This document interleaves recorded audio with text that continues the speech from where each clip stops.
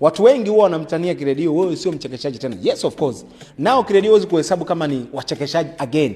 Bali Kiredio sasa hivi ni content creator. Na inawezekana baada ya mwaka mmoja, miaka miwili ndio atakuwa best content creator Tanzania. Amejaribu kutengeneza content fulani ambayo yanahisi ni ya kimapenzi, kudate na wanawake. Yaani anatafuta wanawake si 8, si 6, anadate nao kila siku. Anawachukua, anawapeleka sehemu yake. Then anatreat kama mpenzi wake. Ni moja ya content ambayo imevutia watu wengi sana. Umeona mpaka kina Nandi wanashare, wanafanyaje. Ana date na msichana. Unajua kuitwa kudate Kwa mnaenda nyumbani, mnajifungia sehemu.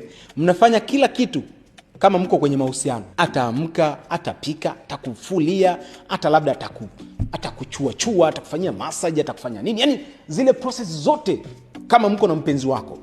Then anakuja kutafuta msichana mmoja wa kutoka naye Valentine Day. Mimi kiukweli nimependa hiyo content. I love it. Yaani uongo mbaya. Ni mshikaji anavyoamua kuinvest kwenye upande wa production.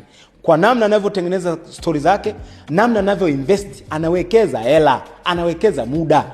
Kwenda kuchukua apartment, then unachukua msichana, mnanunua vitu, mnapika, unampa treatment zote, unatoka naye out, mnafanya hiki, anakula, anavaa, anaoga, sio kitu cha mchezo. Watu 8, then unakuja kama watu 8 au 6, mtaniambia hapo kama nimemiss.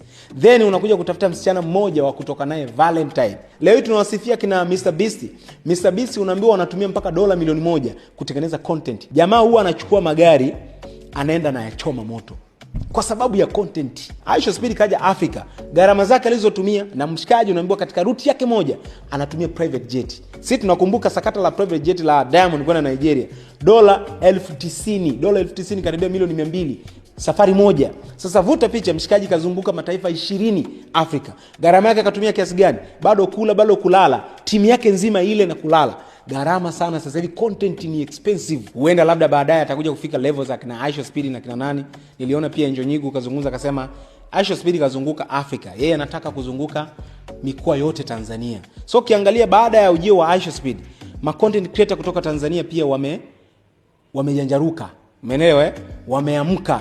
Inawezekana hawa tunaangalia wa Tanzania, lakini ukienda Afrika, nimeona Kenya kuna madogo ma content creator wanazunguka na Mombasa, wanaenda Nakuru, wanaenda Kisumu, wanaenda Eldoret, baadhi ya majiji ya Kenya kwa ajili ya content creator, kwa ajili ya ku-create content, kutengeneza maudhui. So inawezekana ma content creator wa Tanzania pia wakaja kuamka kwa sababu tu Aisha Speed alikuja kuwapush. So kiukweli all in all ni kila mtu ajaribu kufanya kazi kwenye eneo lake liwe bora. Kila mtu akomae kwenye eneo kake, awe bora kwenye eneo lake.